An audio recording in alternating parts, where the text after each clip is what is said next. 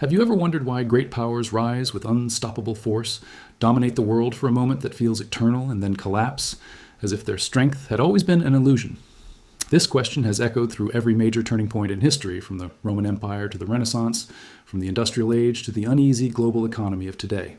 When you look closely, a hidden pattern connects all these eras, a recurring economic cycle that seems to govern the rise and fall of nations as if they were following an ancient script. And the most intriguing part is that this script is repeating right now in real time around us. Every civilization believes it is different, that it is smarter, more advanced, more prepared. Yet the deeper you go, the more you notice that the same economic triggers keep appearing. Early expansion, flourishing trade, accumulation of wealth, financial overconfidence, institutional decay, and structural collapse. These stages have shaped every empire we admire or fear. And once you start recognizing these patterns, you can no longer unsee them.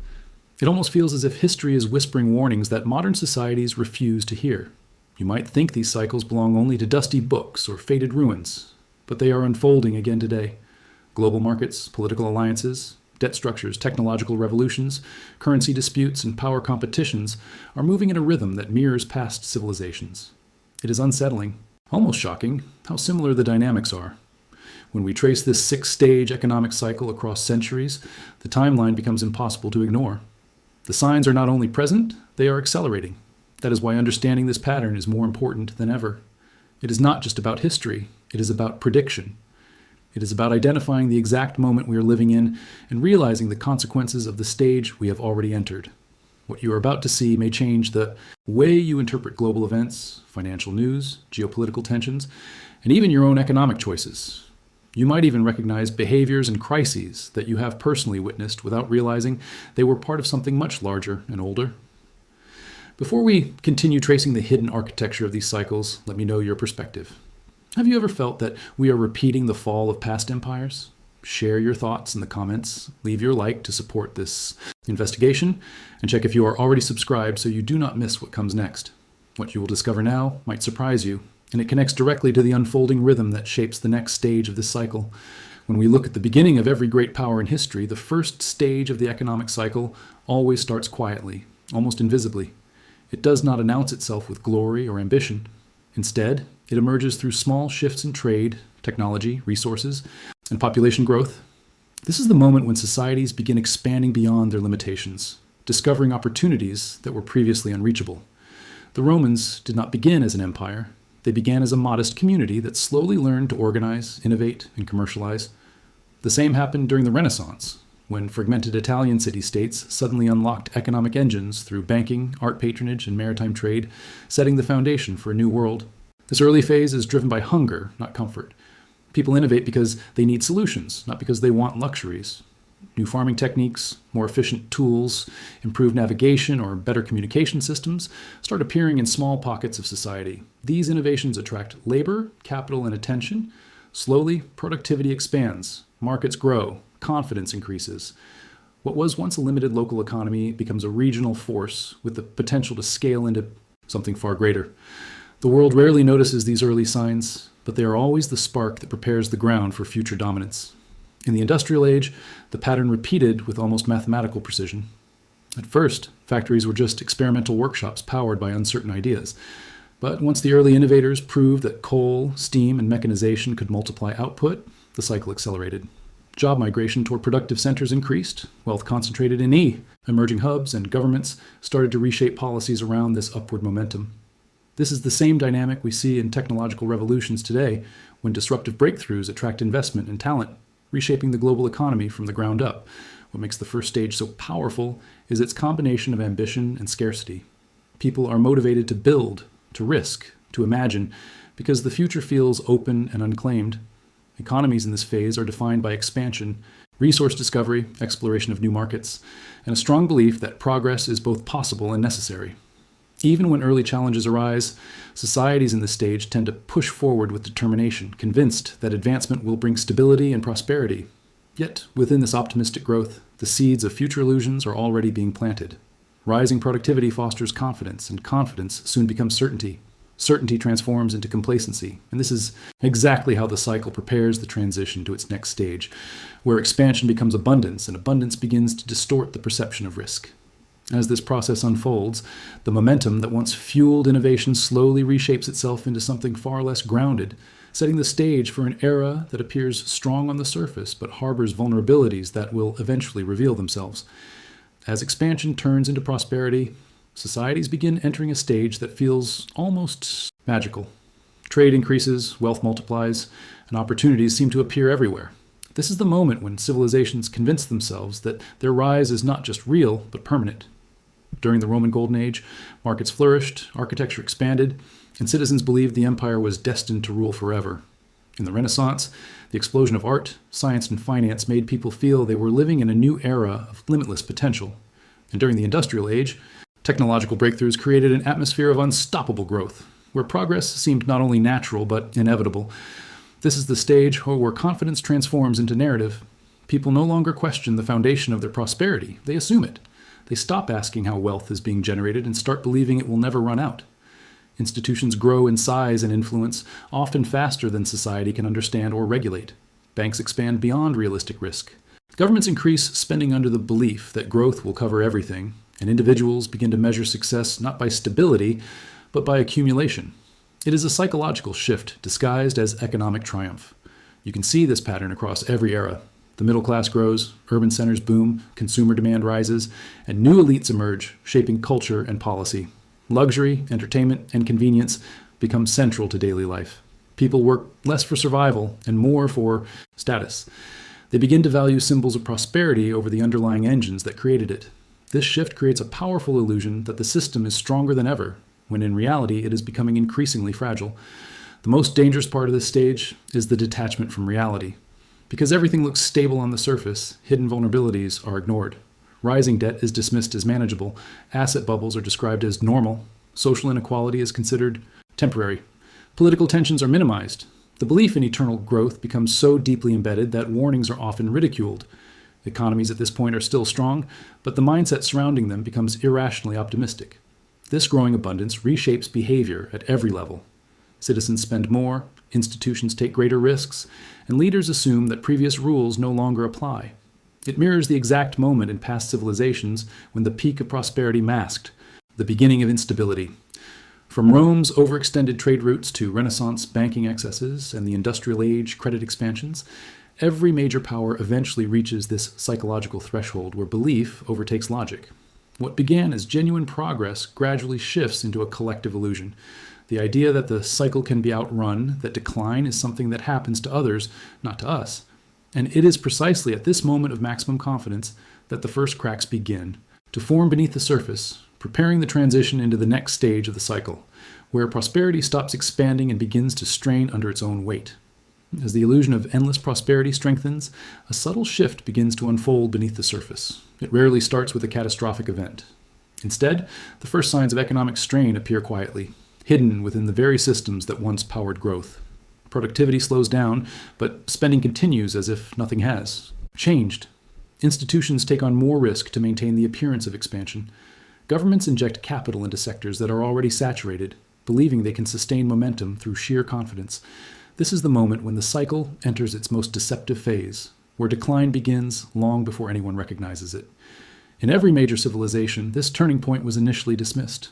The Romans ignored the early drops in agricultural output by expanding their reliance on conquered territories. Renaissance banks quietly accumulated unstable debts while maintaining a facade of elegance and strength. Industrial economies pushed credit further, hoping technological progress would outpace the growing structural weaknesses. The pattern is always the same: small fractures hidden beneath grand architecture, warnings diluted by the noise of prosperity, and leaders reassuring the public that everything remains under control. The psychological transformation of this stage is critical. People continue consuming at the same pace, unaware that the engines behind their wealth are slowing. Markets respond with volatility, but optimism remains artificially high. Any correction is labeled temporary, any downturn described as an opportunity. This denial protects the narrative of stability but accelerates the underlying fragility. The system becomes dependent on confidence rather than fundamentals, a dangerous imbalance that leaves it vulnerable to shocks that once would have been manageable. Internally, tensions begin to rise. Inequality deepens as growth no longer lifts everyone. The middle class starts to feel pressure, while elites consolidate influence. Politicians promise solutions without addressing structural issues. Bureaucracy expands, slowing decision-making at the exact moment when agility is needed. Institutions grow heavier and less capable, creating delays, inefficiencies, and an increasing disconnect between leadership and reality. Economics. Systems at this stage are still functional, but their foundations have begun to erode. The most revealing sign is the shift in public mood. What was once enthusiasm becomes uncertainty, then quiet frustration. People notice prices rising faster than wages. They sense that opportunities are shrinking.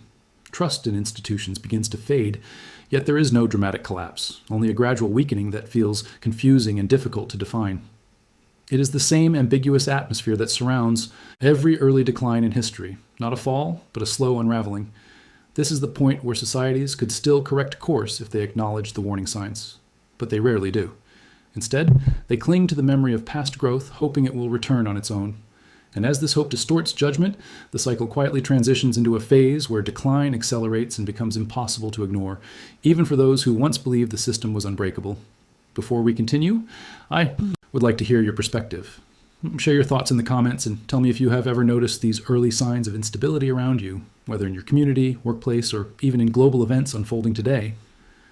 As the early signs of strain evolve into undeniable pressure, the forces that once fueled prosperity begin to work against the system. The very mechanisms that expanded wealth now accelerate its erosion. This phase is marked by internal contradictions, rising. Expectations from the population collide with declining productivity, and the institutions designed to stabilize the economy start amplifying its weaknesses instead. Throughout history, this moment has always been the turning point where decline shifts from subtle to structural, even if most people still struggle to understand what is happening. Economic models that relied on constant growth begin to falter. Debt accumulates faster than revenue. Public spending rises to compensate for shrinking. Opportunities and private institutions cling to outdated strategies that no longer fit the new reality. In the Roman Empire, overstretched military campaigns and administrative bloat drained resources faster than they could be replenished. During the Renaissance, excessive financial speculation created cracks that banking elites refused to acknowledge. In the Industrial Age, rapid expansion turned into overproduction and market saturation, creating cycles of instability that became harder to control with each attempt to patch the system. Social pressures intensify. As wealth consolidates at the top, the middle class weakens and mobility declines. Citizens who once felt part of a growing economy begin to experience insecurity, reduced access to opportunities, and an increasing sense that the system no longer works for them.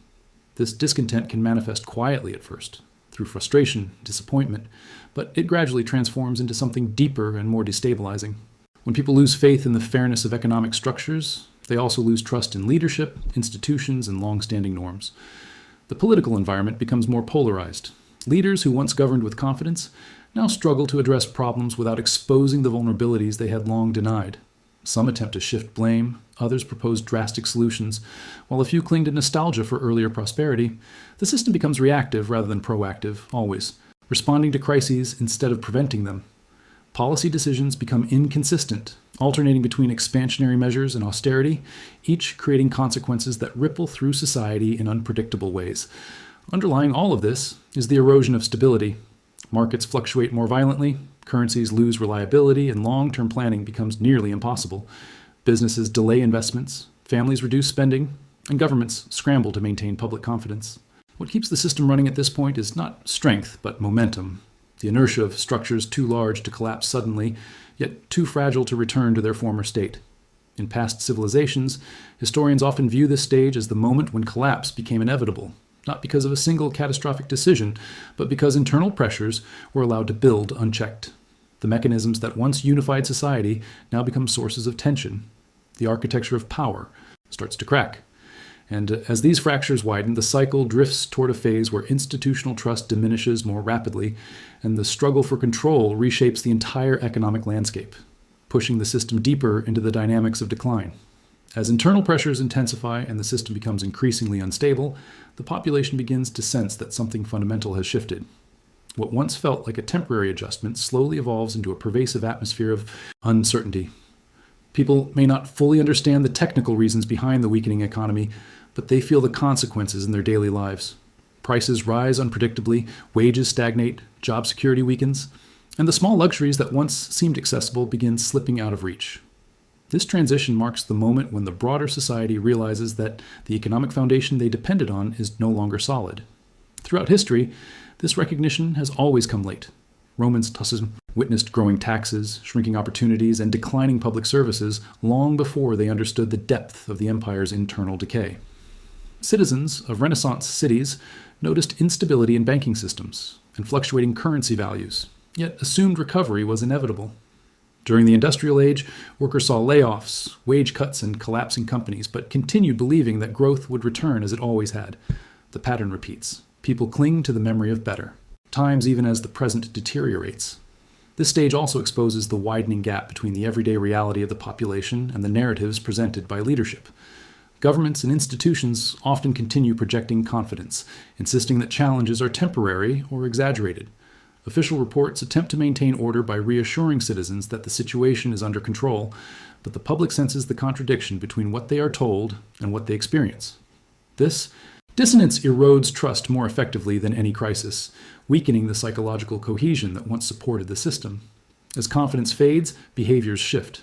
Families reduce spending, businesses delay expansion, and investors become cautious. The social atmosphere becomes heavier, filled with quiet anxiety and subdued conversations about the future. People begin comparing their current conditions with memories of earlier prosperity, reinforcing the sense that something important has been lost. These emotional responses matter because they influence the very mechanisms that keep an economy functioning. Fear slows circulation, doubt reduces risk-taking, uncertainty disrupts the flow of capital and creativity. In this environment, disparities become more visible. While ordinary citizens struggle, certain groups manage to thrive by navigating the system's weaknesses. Those with access to information, capital, or political influence often position themselves advantageously, benefiting from volatility while others lose stability. This contrast deepens frustration and weakens social cohesion, creating conditions that make collective solutions harder to achieve. The more the population senses decline, the more fragile institutions become. Public discontent leads to protests, political fragmentation, or the rise of unconventional movements. Traditional parties weaken, and new factions emerge, promising rapid restoration or radical change. The economic cycle is no longer just a financial issue. It becomes a societal transformation that affects identity, values, and power structures. This stage does not bring sudden collapse, but it marks the moment when stability stops being the default. The shared belief in the system's endurance fades, and once that belief weakens, the cycle inevitably drifts towards the forces that will shape the struggle for control and the narratives that attempt to explain or manipulate the unfolding decline. As trust deteriorates and uncertainty spreads across the population, another layer of the cycle emerges, one that has defined every major turning point in economic history: the deliberate shaping of narratives by those who hold influence. When institutions, elites, and financial powers sense that stability is slipping, they begin to control the flow of information more aggressively.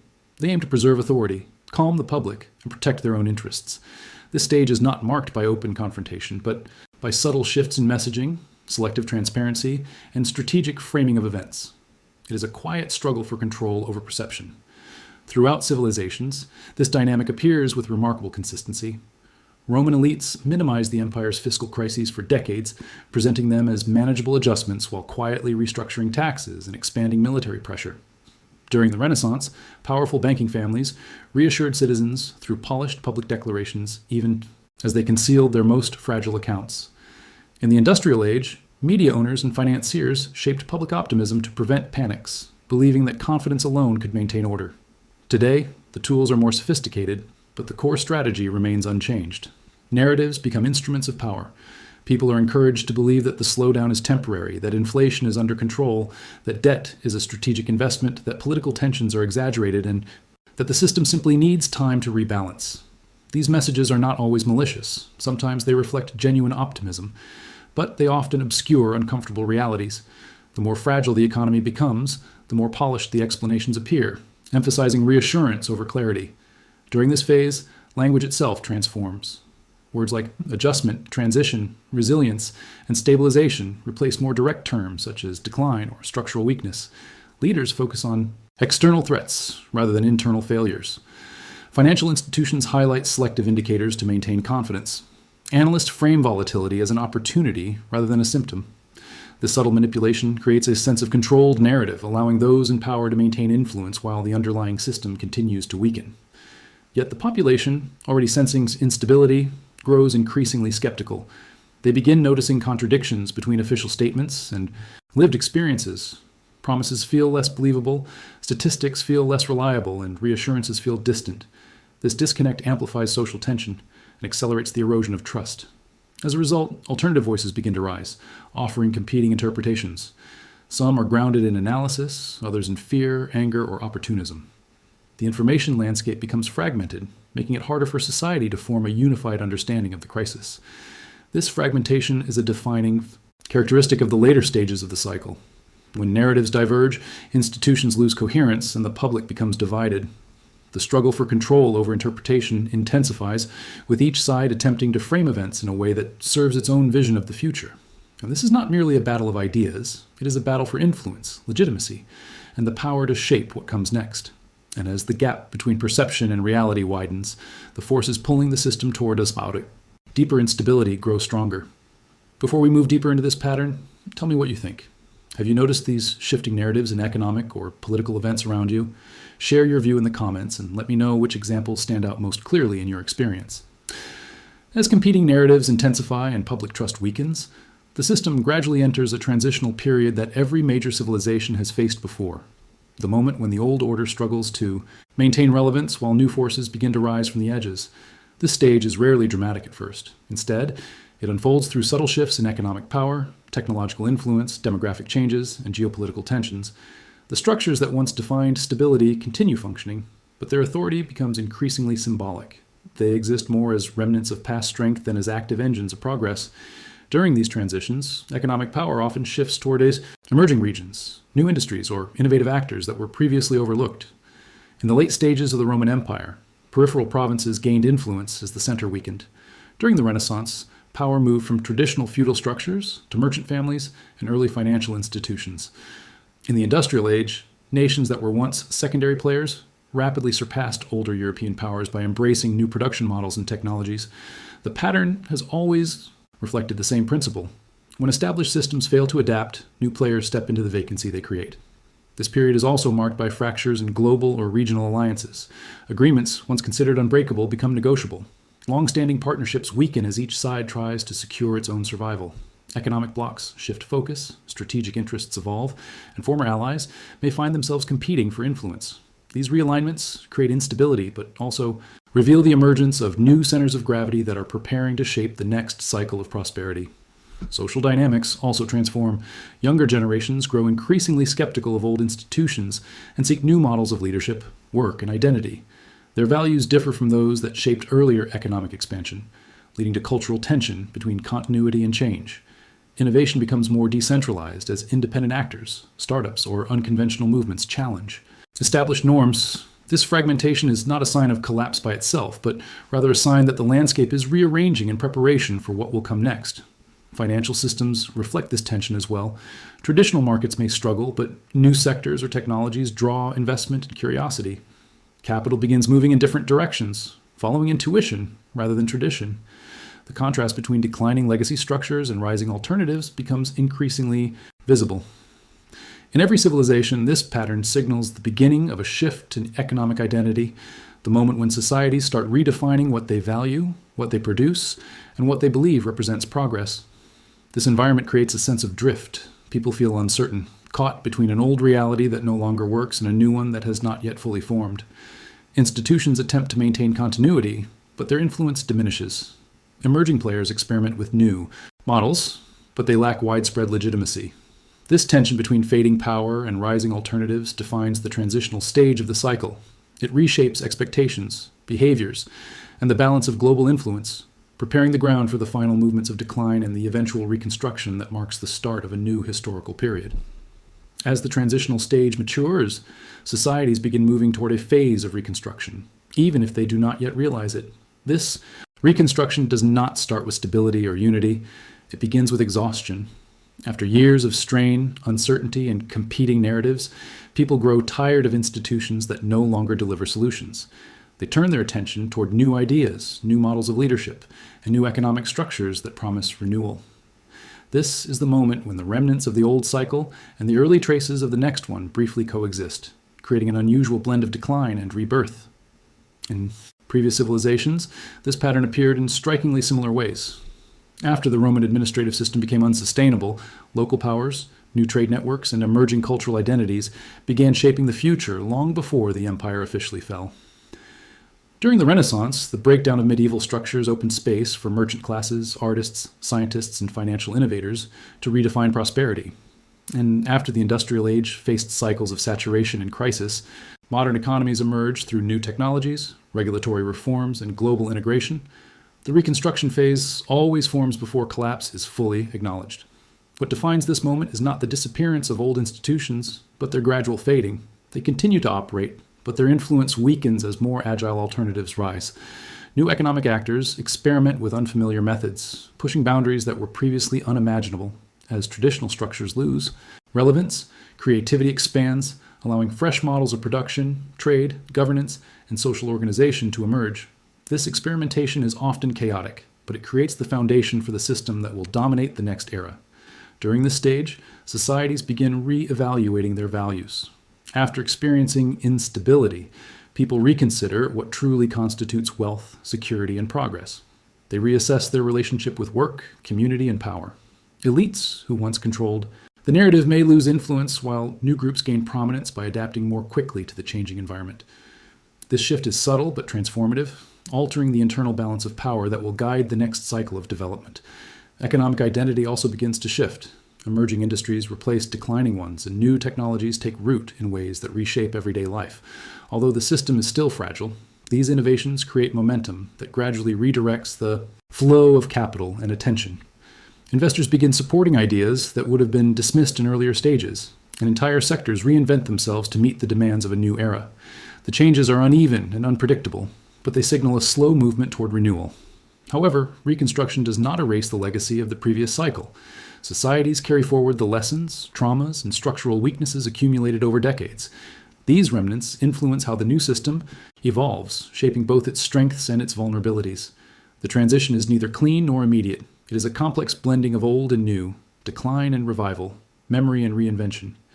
It is within this delicate tension that the final stage of the cycle begins to form, revealing the true position of the present moment and exposing the deeper forces that shape what comes next. As Reconstruction quietly unfolds beneath the surface, a striking realization begins to take shape. The patterns we have explored across centuries align unmistakably with the moment we are living in today. The gradual erosion of trust, the widening social divides, the rise of competing narratives, the fragmentation of global alliances, the shift toward new economic actors, and the exhaustion that permeates public sentiment all point toward the same unmistakable stage of the cycle. It is the fourth stage, the phase where decline is no longer theoretical but present, woven into the daily experience of societies across the world. Yet this stage is not defined by collapse itself. It is defined by the awareness that the old structure can no longer support the weight placed upon it. Modern economies display the same symptoms that characterized earlier civilizations at this point in their trajectory. Debt levels climb far beyond sustainable limits, productivity growth slows, institutions struggle to adapt, and public confidence becomes fragile. Markets can still perform, governments can still intervene, and innovation continues to emerge, but the underlying foundation is strained. These contradictions do not signal immediate catastrophe. They signal a turning point, the moment when systems begin transitioning from perceived stability to undeniable transformation. The geopolitical landscape reflects the same tension. Established powers are challenged by rising competitors. Global supply chains reveal vulnerabilities. Strategic alliances fluctuate, shaped by shifting interests rather than shared vision. Economies that once dominated effortlessly must now navigate a rapidly evolving world that no longer responds to the same rules. These pressures do not arise suddenly. They accumulate slowly, building toward a moment when adaptation becomes unavoidable. Social dynamics echo the same pattern. People feel uncertainty in ways they cannot always articulate. They sense instability beneath familiar routines. They notice how daily life becomes more expensive, how opportunities narrow, how institutions feel distant, and how narratives grow increasingly contradictory. This emotional climate is not accidental. It is the collective experience of a society standing at the threshold between an era that is ending and one that has not yet fully begun. Recognizing that we are in stage 4 is not about predicting collapse. It is about understanding movement. It means acknowledging the forces reshaping the world, the structural shifts already in motion, and the historical patterns that illuminate the path ahead. Awareness does not guarantee control, but it provides clarity. And clarity is the most powerful tool any society or individual can possess during times of transition. Before we close this journey, I would like to hear from you. If you reach this point, leave a comment with the phrase, "I'm here until the end," so I know you followed every step of this exploration. If this perspective helped you understand the world with more clarity, consider subscribing so you can continue receiving insights that deepen this understanding. And if the conversation resonated with you, helps this content reach more people who are searching for the same answers. There's another video here that expands on these ideas and connects directly with what we explored today. Click and continue this journey with me, exploring the patterns shaping the world we are living in,